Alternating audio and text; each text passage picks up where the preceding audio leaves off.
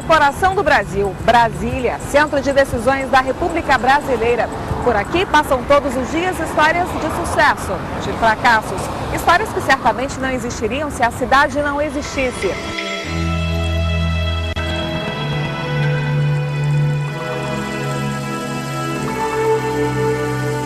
A capital do país completa 50 anos, idade que não revela traços importantes da história dessa metrópole, que não nasceu exatamente nos canteiros de obras criados por JK, mas num tempo em que o homem viajava em lombo de burro. Uma história que começou há pelo menos 300 anos, quando o Brasil ainda estava saindo do domínio da corte portuguesa.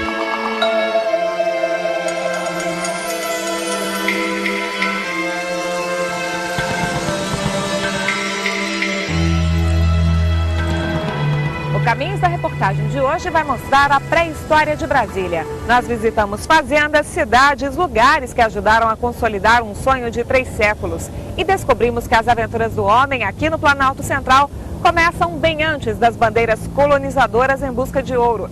Antes mesmo até da ocupação indígena.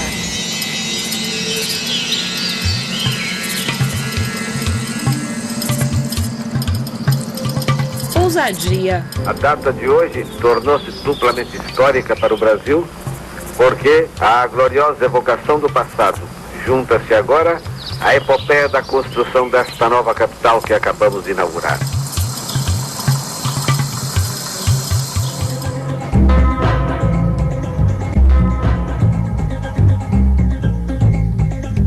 Realidade.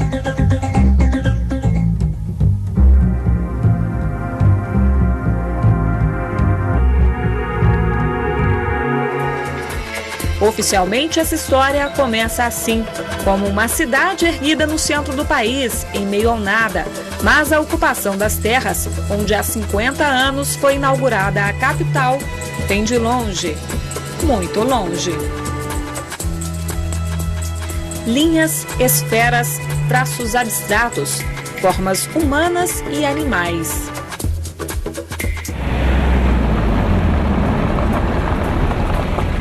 Vestígios de um tempo distante. O painel esculpido pelo homem pré-histórico fica a menos de 100 quilômetros de Brasília, no município de Formosa, no estado de Goiás, preservado pelo Cerrado, numa das regiões mais bonitas no Vale do Paraná.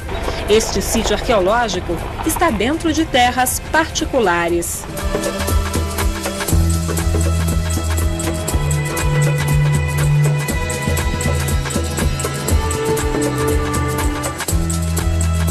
Aqui na Fazenda do Bisnal, encontramos traços deixados pelos nossos antepassados há pelo menos 11 mil anos.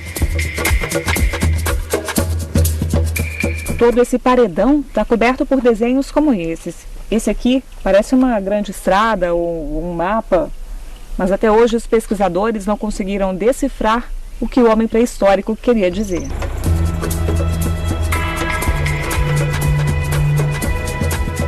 Perto daqui, outro registro do homem pré-histórico, agora numa caverna.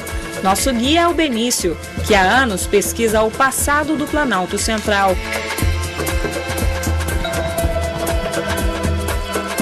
De longe, a formação rochosa exibe contornos delicados, feitos pelas mãos habilidosas da natureza.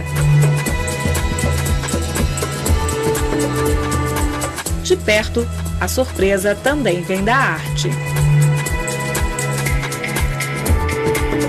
Arte rupestre. Para todo lado que se olhe, traços milenares, desenhados com extratos de plantas e sangue de animais. Alguns fáceis de identificar e até curiosos. É o caso do pé com 6 dedos. O local é conhecido como Toca da Onça.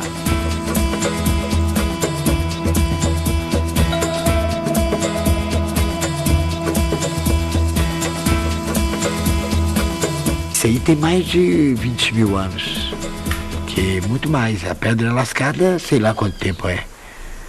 É muito tempo, foi os primeiros. Mas esse não está preservado? Não está preservado. São mais de 100 sítios arqueológicos espalhados pelo centro-oeste do país. Alguns deles foram reproduzidos no Memorial das Idades da Terra, em Brasília. Eu queria começar mostrando para vocês um pouco do que está mais próximo da gente aqui em Brasília, que é o painel dos astrônomos, que fica em Formosa. Então, eu queria que vocês dessem uma olhada no nosso acervo. Todas essas pinturas que vocês estão vendo são representações de constelações ou galáxias ou mapas celestes. Assim como hoje Brasília é muito conhecida por seu horizonte muito amplo, a gente tem um céu muito bonito, há 20 mil anos atrás também era a mesma coisa. E todas essas representações indicam caminhos, direções, eventos celestes, histórias que foram deixadas pelos nossos antepassados para a gente e que a gente tenta desvendar hoje em dia. Os animais, eles são mais bacanas assim, de mostrar, o pessoal consegue enxergar as imagens, né? André dá continuidade ao trabalho do pai, Paulo Bertrand, um dos maiores pesquisadores da história do homem no Cerrado, uma das regiões mais antigas do planeta. O nome da pedra é a mesma, mas a formação é outra, é mais antiga. Mas quem era este homem que circulava pelo centro do país?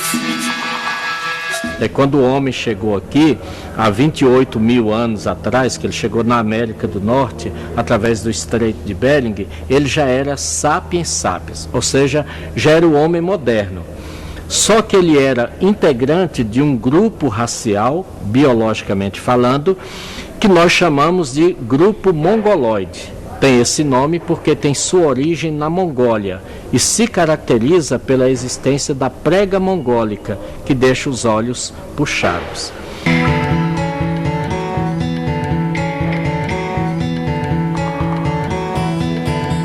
Há mais de 40 anos, o antropólogo Altair Salles Barbosa, doutor de arqueologia pré-histórica, estuda a região. Em Goiânia, capital do estado de Goiás, ele fundou o Museu Memorial do Cerrado. Lá estão peças encontradas em escavações, ossos humanos e de animais, como este tatu reproduzido em desenho no tamanho natural. Parte do material exposto foi encontrado onde hoje está Brasília. Na região de Brasília, principalmente ao longo do Ribeirão do Torto, se encontra grande quantidade de sítios arqueológicos de grupos caçadores-coletores. Eram grupos ainda nômades, porque eram grupos muito antigos, de 10 mil, 9 mil anos antes do presente, né?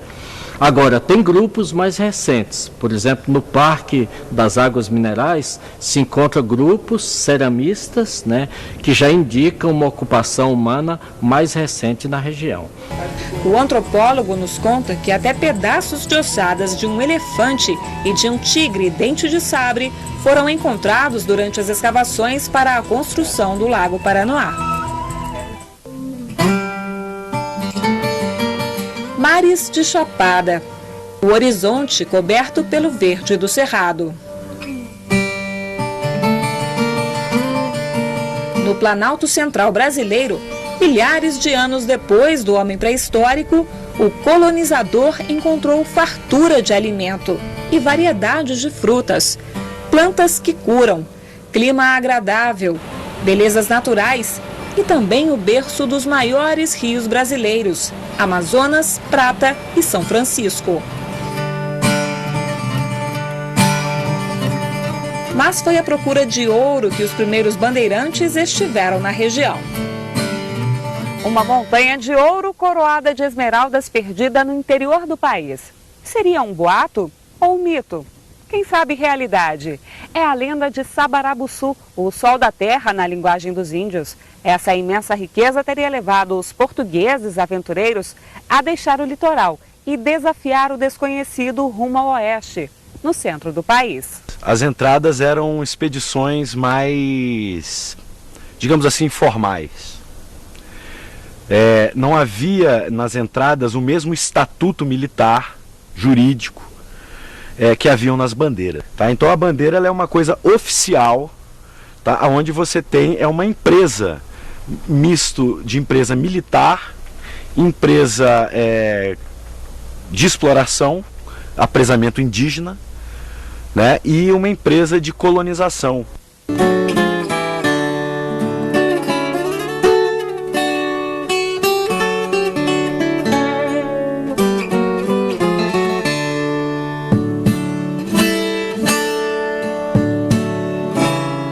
pedacinho do passado, quase intacto. A cidade de Goiás, ou Goiás Velho, como também é chamada pelos turistas, é a mais antiga do estado e tem as suas origens em 1727. Naquele tempo, Arraial de Santana. Imaginem só, interior de São Paulo. É isso mesmo. Na época não existiam estados, mas capitanias. E junto com o atual Mato Grosso, Goiás Velho pertencia a São Paulo. Foi um bandeirante que se estabeleceu por aqui há quase 300 anos, Bartolomeu Bueno da Silva Filho. Antes dele, o pai, o Anhanguera, já havia passado por essas terras e deixou uma má impressão entre os indígenas da nação Goiá, que deu nome ao estado. Ele destacou porque ficou na história. Chegando aqui, o Bartolomeu Bueno da Silva, né, era um bandeirante, e as bandeiras saíam principalmente de São Paulo, percorria essa região centro-oeste brasileira desconhecida e voltava para São Paulo. As bandeiras eram expedições particulares que vinham em busca de riquezas.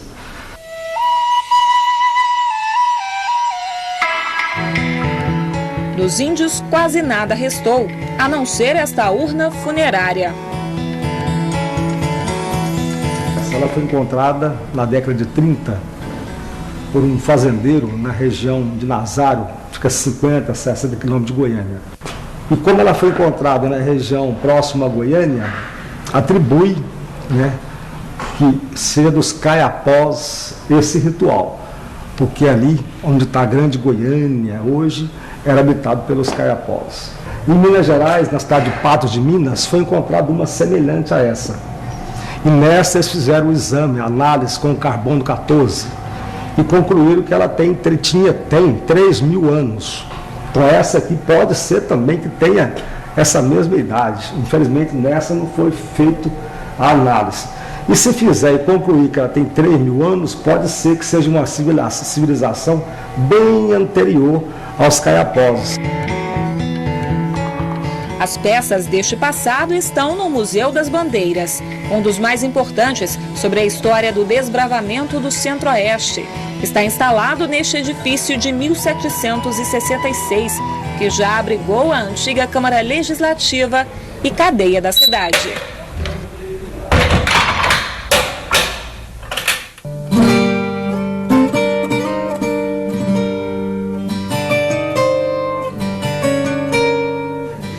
No museu estão objetos usados pelos bandeirantes, como este prato de mais de 3 séculos, encontrado há quase 5 décadas no leito de um rio.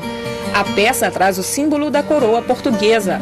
A busca pelo ouro também exigia organização, instrumentos usados na pesagem e fundição para evitar a sonegação do quinto, imposto cobrado pela coroa. E como medida restritiva, no auge do ouro, em 1751, a coroa portuguesa constrói aqui em Goiás uma casa de fundição do ouro. A partir daquele instante, o ouro que era encontrado no rio, que era ouro em pó, ele não era um ouro considerado ilegal, ele não passava nas barreiras, o garimpeiro não conseguia nem negociar. Então ele era obrigado a levar toda a sua produção na casa de fundição. Lá, os funcionários da coroa portuguesa retiravam a quinta parte, que era o quinto imposto, o restante ela derretia, fabricava as barras, selava a barra com o selo da coroa portuguesa e devolvia as barras, então, legalizadas para que o garimpeiro pudesse negociar o ouro.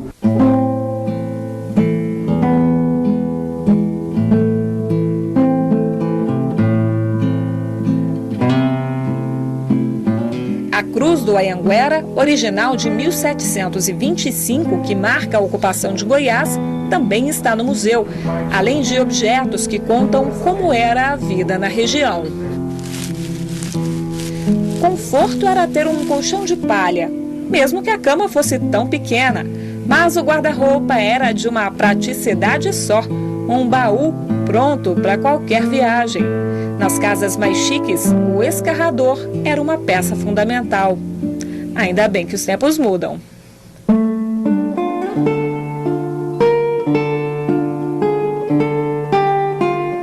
A arquitetura do prédio foi preservada, com exceção das portas das celas.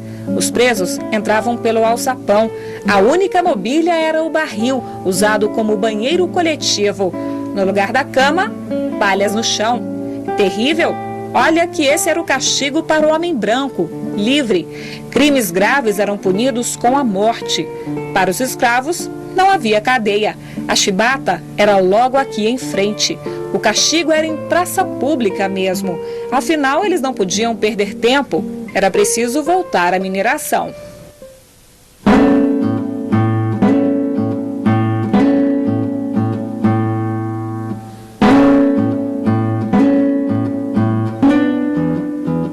Terra de artistas como a poetisa Cora Coralina e de Veiga Vale, um dos maiores escultores do Brasil colônia.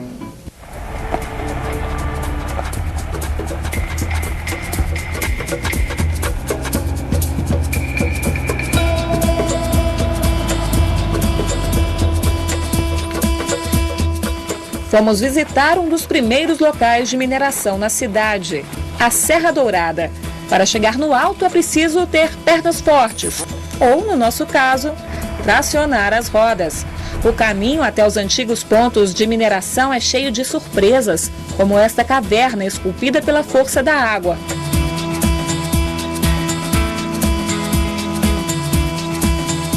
E o Vale das Areias.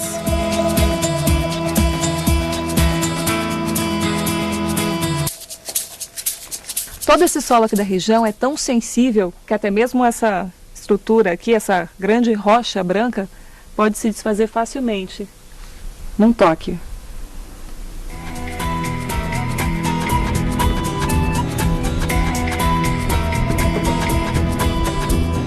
Por aqui o garimpo não existe mais, foi proibido há 20 anos. Hoje esta é uma área de preservação, turismo e pesquisa.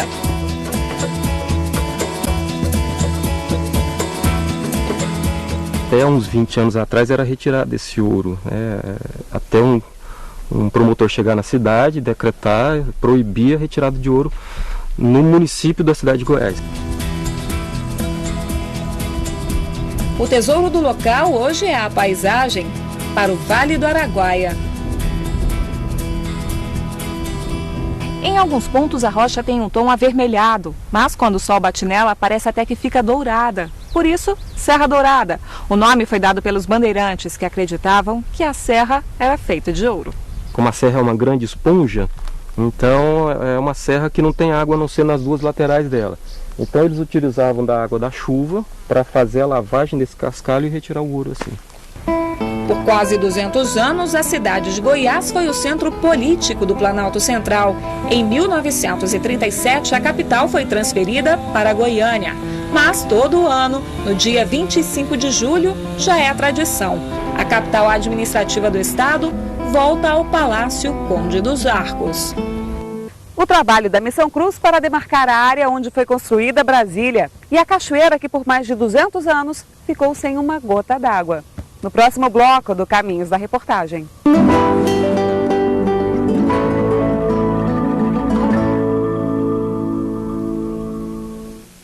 Nesta semana, o programa especial vai até a Pinacoteca de São Paulo e mostra uma iniciativa que deixa a cultura ao alcance de todos. Queria que todas as pessoas que tivessem com deficiência ou sem deficiência que viessem conhecer a Pinacoteca. E ainda, uma arte marcial milenar pouco conhecida no Brasil. Uma luta filipina que discreta.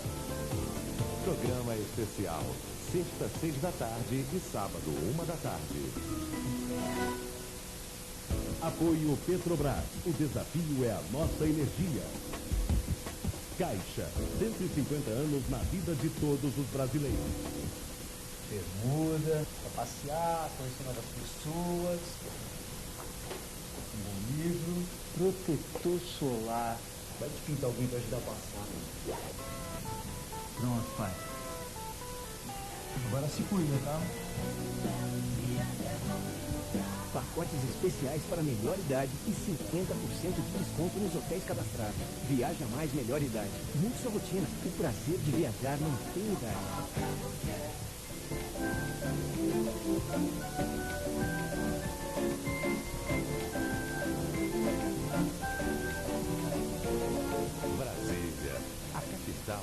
todos os brasileiros. No programa desta semana, vejo uma entrevista especial com o ator Cauã Raymond. Depois sabe tudo que aconteceu no Cine Curva. A gente vai em busca de tudo aquilo que está subterrâneo, de tudo aquilo que não tem holofotes ainda apontados para aquelas produções. Confira como foi a última edição do Cine Studio, que homenageou o cineasta Carlos Hugo Christensen. Revista do Cinema Brasileiro, neste sábado, 9h30 da noite.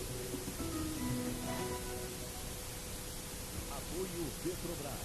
O desafio é a nossa energia.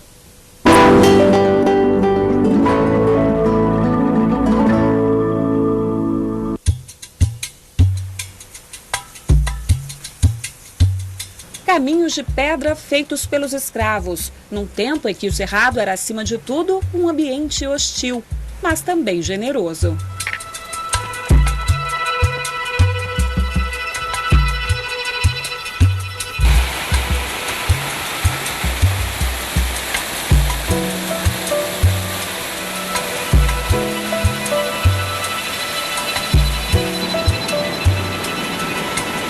Água de qualidade, comida farta.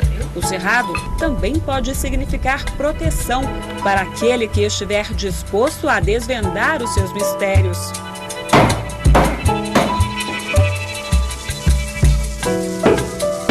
Das plantas, o bandeirante descobriu a cura para várias doenças. Era quase uma obrigação, afinal, naquele tempo não existiam tantos remédios. E a cidade grande mais próxima era São Paulo. Em Pirenópolis, José Hilton preserva ainda hoje esse conhecimento.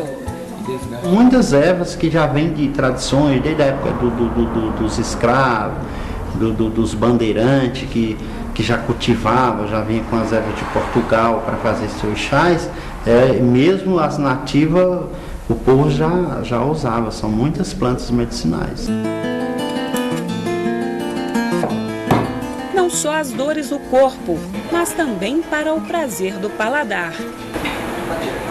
No Cerrado, Ranulfo faz doces, muitos doces. Mas eu tenho umas 140 verdades de doce. Eu dou 1 milhão para quem comeu a colher de cada doce que tem na casa. A habilidade com a cozinha, Ranulfo herdou do pai, que também cozinhava para o velho amigo, Juscelino Kubitschek, fundador de Brasília. O amigo se foi, mas ainda hoje Ranulfo prepara a bebida seguindo a mesma receita que agradou o ilustre visitante. Ele falou, meu pai, eu vou em sua casa, eu como muito, fiquei empanzinado. Vou fazer, após ver se eu vier cá, presidente, eu vou fazer um doce para você que é digestivo e energético. Aí o pai falava que arrumava muito filho, teve muito filho por causa desse doce. É assim de conversa.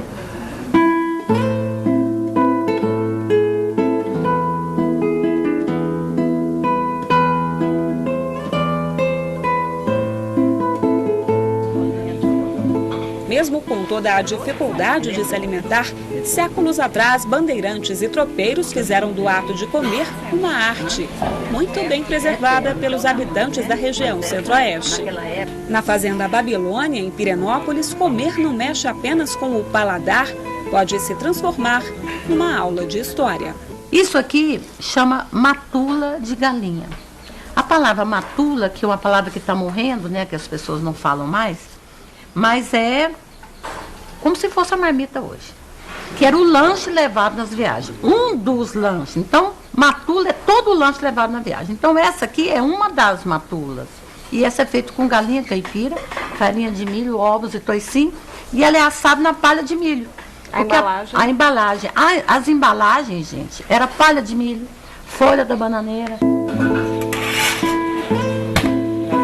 Pega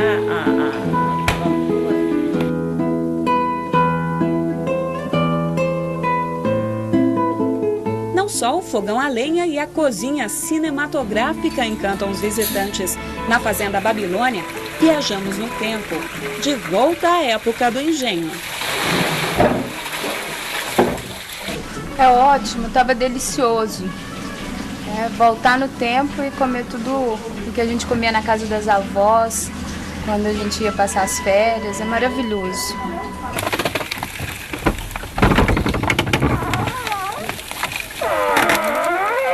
O antigo engenho São Joaquim já foi um dos maiores do país na produção de açúcar. Hoje oferece aos visitantes o caldo de cana fresquinho, que sai na hora do trapiche. Thelma é da 6ª geração da família que comprou a propriedade em 1864. O casarão pertencia ao comendador, homem que transformou Pirenópolis num dos principais centros comerciais da província de Goiás, na época. Então, da moagem seria... A garapa. Essa é a garapa, né? A gente às vezes já fala caldo de cana, mas a palavra original é garapa. Eles moíam, como vocês viram, né? Era moído animal, tinha um engenho movido a água e depois vinha para cá, tá? Aqui eles iam fazer a depuração. Os donos da fazenda também davam pouso a visitantes que chegavam cansados das longas viagens. Num tempo em que não existiam carros, os homens já eram vaidosos e não descuidavam da aparência dos seus cavalos.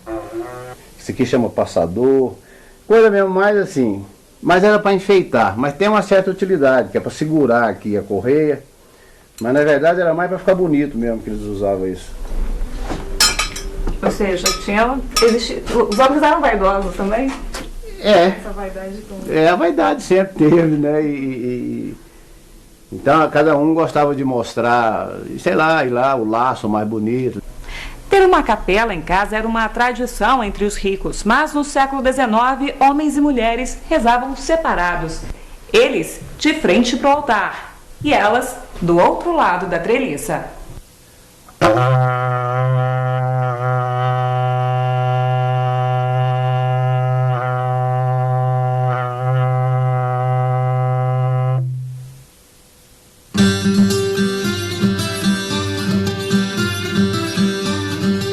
Por mais de um século, Pirenópolis foi ponto de passagem e pouso para viajantes e aqueles que vinham com a missão de demarcar as terras da futura capital. Hoje o sentido é inverso.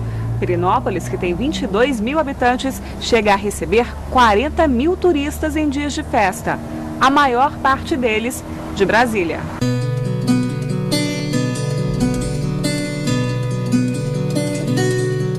Outro costume da época, os moradores também não deixavam de agradecer a Deus por continuarem vivos, apesar de tantas dificuldades. As histórias de quase 3 séculos são contadas por um dos mais antigos moradores. Pompeu de Pina fez na casa da família um museu, com objetos desde os tempos de colônia até a passagem da Comissão Cruz, em 1892. Responsável pela demarcação das terras onde seria construída Brasília, a nova capital. Entre eles, o pluviômetro usado pelos cientistas para acompanhar as chuvas, livros em francês e até instrumentos usados para a fabricação de remédios. Mas, como o seu Pompeu mesmo gosta de contar, muita coisa aconteceu por aqui antes disso. Uma dessas histórias envolve o cartão postal da cidade, a Igreja Matriz Nossa Senhora do Rosário, uma das mais belas obras do Barroco, que foi quase toda destruída por um incêndio há 8 anos. Eles fizeram a igreja para os brancos, Nossa Senhora do Rosário dos Brancos, no Largo da Matriz. Mas antes de terminar aquilo, eles acharam que eles estavam para trás, né? Porque eles quiseram entrar na igreja, depois de pronta a igreja dos brancos, foi entrar na igreja e falaram, aqui vocês não entram não. E o que eles fizeram? Então dirigiram a Rainha Louca, Maria I, e pediram autorização para a construção de sua igreja. E foi construída a sua igreja. Uma igreja, né, para os pretos. E também, para vingar dos brancos, eles fizeram a igreja muito mais rica em detalhes do que dos brancos. Antes de seguir, presta atenção nessa foto. De um lado, homens de roupa quase social, alinhada, cinto. Do outro, também. Imaginem só, são 2 times de futebol do começo do século passado. O que diferenciava um do outro? A cor da gravata. Uma batalha entre mouros e cristãos, herança dos colonizadores portugueses, ainda hoje revivida todos os anos em Pirenópolis. A Festa do Divino é um dos eventos mais importantes da cidade, realizada 50 dias antes da Páscoa, tem nas Cavalhadas o ponto alto. É uma manifestação cheia de simbolismo religioso. Então, como é uma luta entre mouro e cristão, os mouros usam a roupa vermelha e cristão a roupa azul. São 12 cavaleiros de cada lado. Então, o primeiro dia, mais a parte da embaixada, como os mouros não acreditavam em Deus, os mouros são os muçulmanos, então eles queriam que o cristão passasse para a religião deles, que é a doutrina de Maomé. Então tem um espião dos mouros que veste de onça. No segundo dia, os mouros vão ser convertidos, vai o padre, faz o batismo. No terceiro dia, eles ficam amigos e vão fazer brincadeira. Isso é a cavalhada. É a cavalhada. Cidades que serviram de passagem e pousada para os bandeirantes hoje ajudam a preservar a memória da colonização e os costumes do Planalto Central. É o que você vai ver no próximo bloco.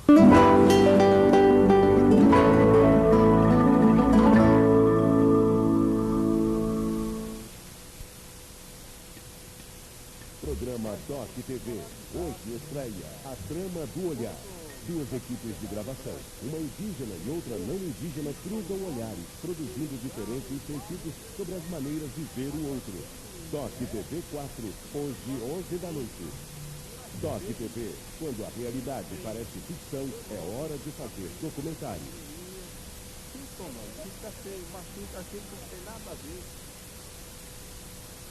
Antônio Araújo trabalha há 50 anos no Senado Federal em Brasília, cidade que vive e onde criou sua família. Única e incomparável, Brasília mudou a história do Brasil e a vida de muita gente. Antônio faz parte da história de Brasília, o Senado também. Venha dar um passeio pela construção da nova capital. Exposição Senado Federal 50 anos de Brasília, de 14 a 29 de abril, no Salão Negro do Congresso Nacional. Senado Federal. O canal da TV Digital já está no ar aqui na casa da família Souza. E o melhor é que eles não precisam pagar a assinatura para ver. Só que ainda não viram. Como está a imagem da TV?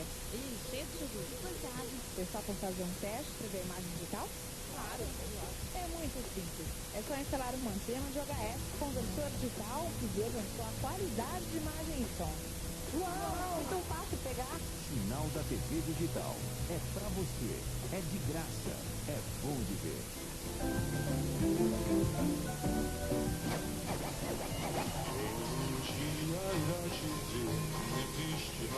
E eis que Brasília completa 50 anos de uma existência embalada a muito som e rock and roll. O Segue o Som presta sua homenagem à música que não para de brotar na capital federal. Segue o Som, sábado 8 da noite e segunda 6 da tarde.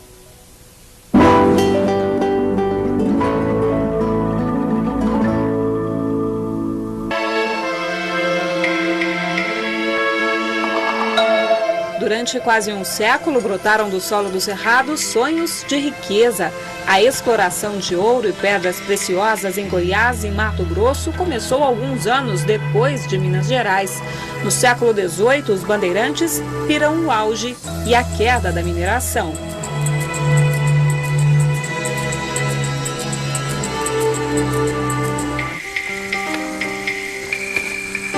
Na busca pelo ouro, foi preciso mudar os rumos da natureza. Você consegue imaginar que uma cachoeira como essa possa simplesmente desaparecer? Isso foi o que aconteceu em 1710, quando o curso do Rio Corumbá foi desviado, sem nenhuma tecnologia, apenas com a força braçal dos escravos para atender os interesses dos mineradores. Por mais de 200 anos, Salto Corumbá foi uma cachoeira seca. Só assim foi possível retirar o ouro escondido no fundo do poço, a 15 metros de profundidade, e num tempo em que ainda não existiam bombas de sucção. Foi só em 1988 que o Rio Corumbá, que quer dizer meu lar na língua dos índios, pôde voltar ao curso normal. E o serviço que esses escravos fizeram foi tão grande, tão bem feito, que no século XIX e também no século XX, tentaram recuperar, voltar à cachoeira e não conseguiram. Só nos anos 80, com a tecnologia moderna de uma grande empresa construtora, é que conseguiu voltar em definitivo a cachoeira.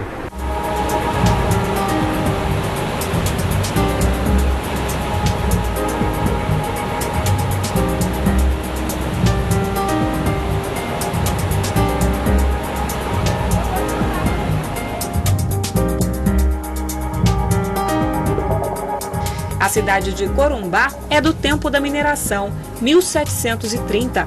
Localizada a 100 quilômetros de Brasília, é uma das mais montanhosas da região. Por esse motivo, e também pela beleza natural e arquitetônica, a cidade é cheia de mirantes.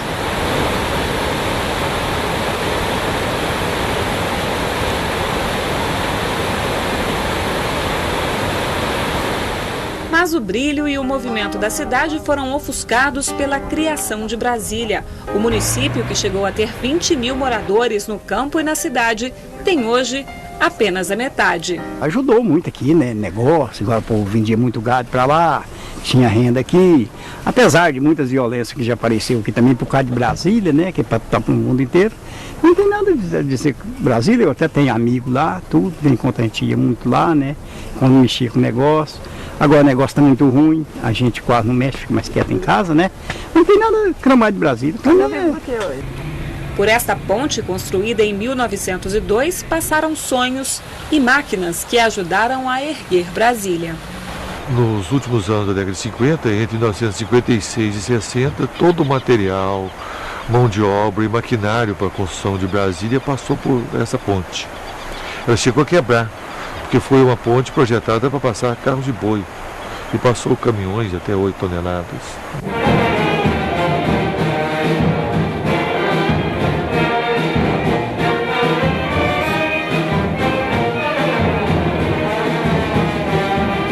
A história de Corumbá é contada com paixão pelo historiador Ramir Curado, a mesma paixão com a qual os moradores defendem a cultura de músicos, escritores e poetas, preservada no Memorial dos Imortais, entre eles Érico Curado, que em 1925 fez este poema chamado Brasília.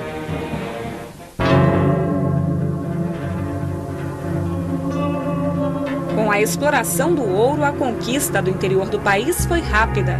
Da ocupação em Cuiabá, no Mato Grosso, em 1719, até Lusiânia, em Goiás, no ano de 1746, passaram apenas 20 anos. Ainda hoje há quem diga que há ouro enterrado por aqui. Quem sabe debaixo da igreja? Se é lenda ou realidade, nem mesmo quem vive em Lusiânia sabe. O estado de Goiás, na época capitania, foi o segundo maior produtor de ouro do país, depois de Minas Gerais. As principais minas da região estavam aqui em Lusiânia. Ainda hoje é possível encontrar por trás da Igreja do Rosário vestígios deixados pelas escavações feitas pelos escravos, como neste barranco, onde a gente pode ver as marcas das ferramentas. As minas na região eram tão fartas que, segundo historiadores, em 1756, depois do grande terremoto de Lisboa, os moradores enviaram, em vez de donativos, ouro para as vítimas do desastre. Aqui também se fez obras grandiosas, como o canal para desviar água do rio construído pelos escravos até o garimpo atrás da igreja.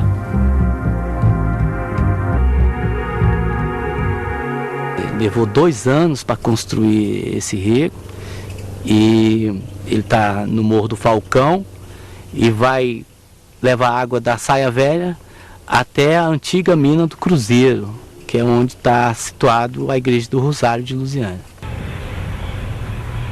Parte das terras de Lusiânia foi cedida para a construção de Brasília. O rumo da água quase sempre foi o mesmo do homem no Planalto Central. Homem que muitas vezes se surpreendeu por aqui.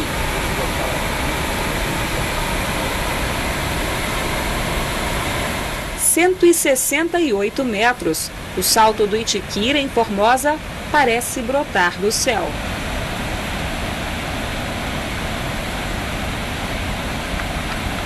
É a mais alta queda d'água acessível aos visitantes em toda a América Latina. Qual teria sido a reação de quem foi o primeiro a passar por aqui? Isso a gente não sabe, mas quem vem pela primeira vez... É uma coisa impressionante, só indo lá para sentir isso na terra. A região, conhecida como Berço das Águas, é também nascedouro de uma das mais antigas lendas do Planalto Central, a do Ouro do Urbano. O cenário dessa história é Planaltina, cidade vizinha de Brasília. Hoje, se a gente for atrás das pessoas mais idosas, moradores aí de Formosa, de Planaltina, e falar sobre o ouro do Urbano, essas pessoas com certeza contarão alguma história de algum parente seu, de um avô, ou de um bisavô, ou de um parente próximo, que andou pela região, e sempre em busca desse ouro, mas que eu saiba, e segundo o historiador Paulo Bertrand, né, em consultas que se fazia, nunca se soube onde é que essa mina se encontra. Pela região circulavam centenas de pessoas com ouro e mercadorias. Para controlar o movimento e o pagamento do quinto, imposto recolhido pela coroa, foram instaladas as contagens. Uma delas deu nome a esta região, em Sobradinho, na divisa com Brasília. É a Chapada da Contagem.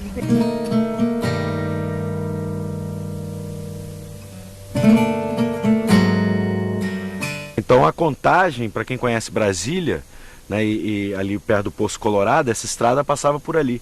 Então é uma região, né, onde você tem um mirante natural e onde você pode observar a passagem, né, por dentro dessa grande depressão, né, que é hoje o plano piloto.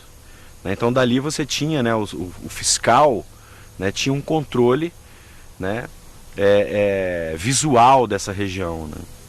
Foram 2 as estradas abertas pelos bandeirantes para escoar o ouro retirado do centro do país e enviado a Portugal. Uma delas seguia para o porto de Salvador, na Bahia. A outra era a Estrada Real do Rio de Janeiro, que chegava até o porto de Paraty.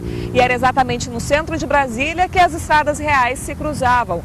No local foi construído o Memorial JK, que guarda os restos mortais do criador da capital brasileira.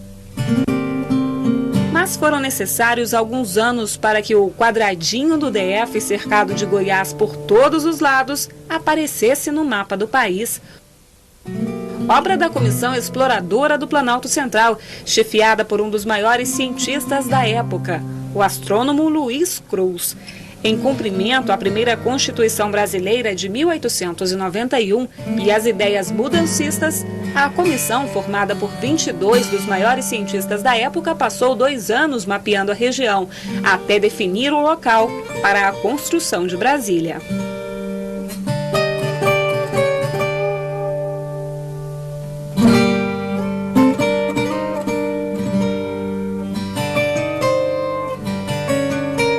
É a primeira rima, né?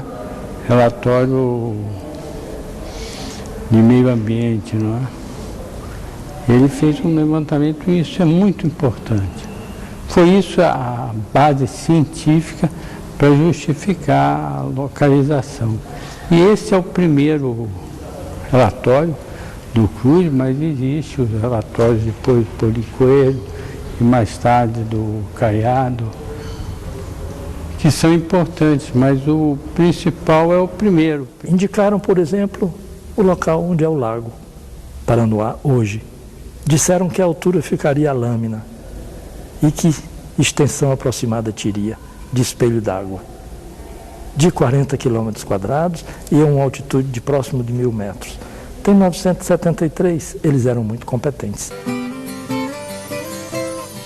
100 anos depois, este grupo, formado por especialistas das mesmas áreas, refez a rota.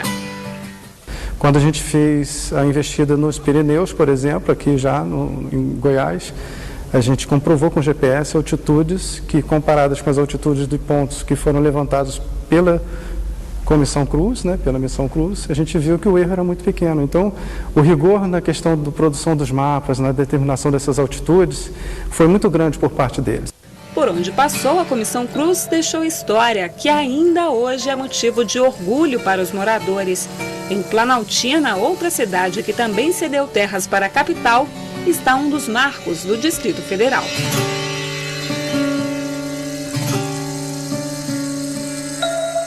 Foi do alto do Morro do Centenário, exatamente 100 anos depois da independência do Brasil, que os moradores da região puderam ter a certeza da construção de Brasília.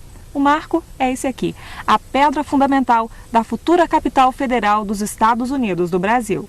Quando, em 22, eles trouxeram a pedra fundamental, eles disseram, olha aí, ó, tá vindo aí a capital, 1922. estaria ainda distante, que é 1960, né? Mas todo mundo reformava aquele pensamento da vinda da capital.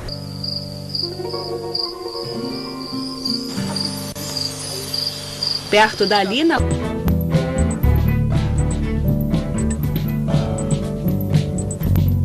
Eu acho que o marco, né, a coisa principal justamente da história da Fazenda Velha é que ela mostra que Brasília, ela foi... Ah, mas eu sei lá porque que eu não queria não, né? Que ele medo de tomar as terras, né? Eles tinham medo que tomasse as terras. E aí, o que achava? Eu achava era bom, né? Eu achei que foi bom, que quando veio a capital para cá, o quanto melhorou para nós todos, né? Aí todo mundo cresceu, né? Com a capital, porque você tinha onde você escoar a produção, né? Educar os filhos, porque se não tivesse a capital aqui, onde é que você ia estudar filho aqui?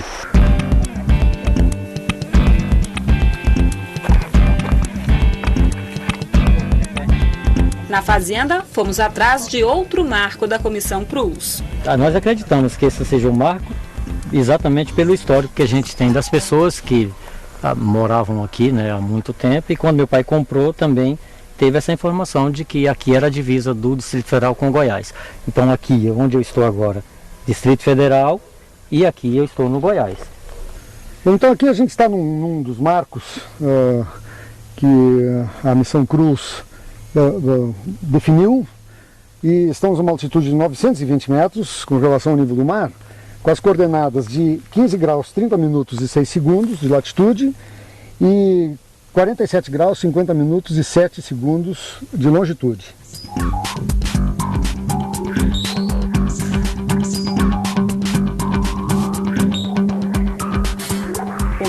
Foi destruído, mas com a ajuda do GPS foi possível confirmar a divisa entre Goiás e Distrito Federal, bem no alto do morro, de onde se avista a Chapada da Contagem, que se perde no horizonte do Planalto Central.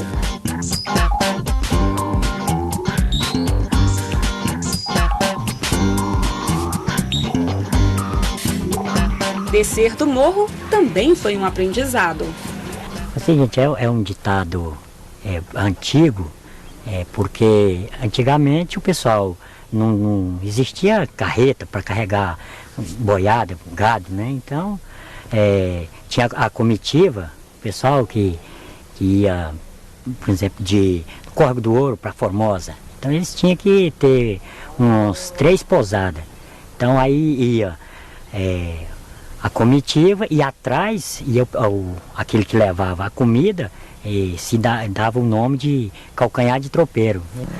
E a roça longe? A roça longe é o seguinte, porque era uma mata, eu mesmo conheci uma boa parte dela, uma parte já é explorada, mas quando nós mudamos aqui para o Córrego do Ouro, aí aqui não tinha lugar da gente plantar as roças, né? Então tinha um fazendeiro grande aí tinha a roça, e todo mundo que morava afastado, aí ia plantar nesse local. E aí, como não morava dentro da roça, ou perto da roça, aí se deu esse nome, Roça Longe.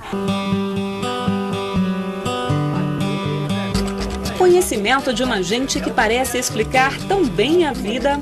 Quer ver outra? Sabe aquele ditado, enquanto descansa, carrega pedra? Também descobrimos a sua origem por aqui, nesses muros de pedra construídos pelos escravos no intervalo entre o plantio e a colheita da cana-de-açúcar. Praticamente a única cultura por essas bandas, nos tempos em que éramos colônias de Portugal. De volta ao roteiro da Comissão Cruz, fomos até uma das mais antigas fazendas do Distrito Federal e uma das poucas preservadas. De tão antiga veio o nome, Fazenda Velha.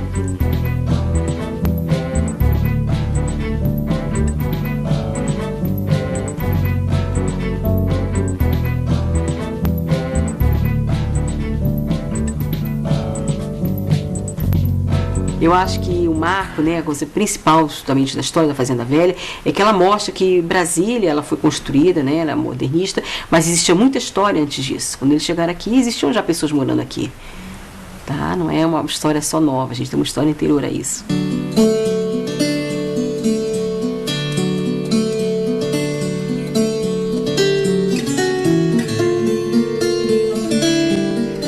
propriedade foi restaurada em 1996. As margens do córrego Sobradinho era pouso de tropeiros desde 1732. As telhas, feitas nas coxas dos escravos, revelam as idades da reforma. As pessoas contam que são as telhas feitas na coxa. O termo feito na coxa, de repente, vem daí. Porque era moldado na coxa dos escravos. Por isso que uma não é igual à outra. Então, cada telha tem um tamanho diferenciado. Essa parede que desabou é original do século XIX e foi mantida assim como testemunha da história. Aqui na cozinha, o fogão a lenha, que era usado pelos bandeirantes, que os indígenas da região chamavam de tucuruba. Aquelas panelas maiores eram usadas para a comida do dia a dia e essas pequenininhas para fazer doces, geralmente pudins e compotas.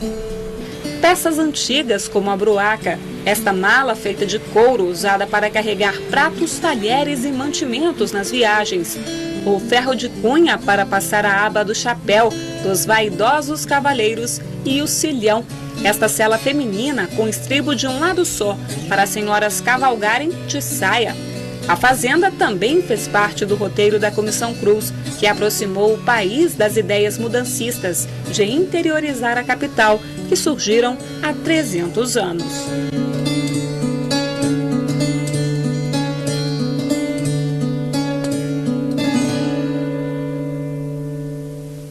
É uma área de centralidade, de grande altitude, né, de nascentes das principais bacias brasileiras, tá, e de transição entre grandes ecossistemas, né, de transição entre o ecossistema amazônico, de transição entre esse sistema e o ecossistema de matas do Nordeste, da Caatinga, tá, e da Mata Atlântica. O ouro retirado do Centro-Oeste escoou pelas mãos da coroa portuguesa e foi parar nos cofres da Inglaterra. Há quem diga que ele também brilha nos salões do Vaticano. O que ficou por aqui? De riqueza, muito pouco. Das andanças para lá e para cá dos bandeirantes, ficou a cultura, os costumes, a fusão de hábitos com povos indígenas. Tem mesmo o Tratado de Tordesilhas, linha imaginária que dividia o país entre Portugal e Espanha, distante 70 quilômetros de onde foi construído o Congresso Nacional, foi mantido. Essa foi a primeira colonização do Centro-Oeste brasileiro. A outra você já conhece. No lugar dos bandeirantes, os candangos. Alguns vêm, outros vão. Pessoas de todas as regiões do país e, de certa forma, preservam em Brasília o caráter nômade, herdado do homem pré-histórico do Planalto Central.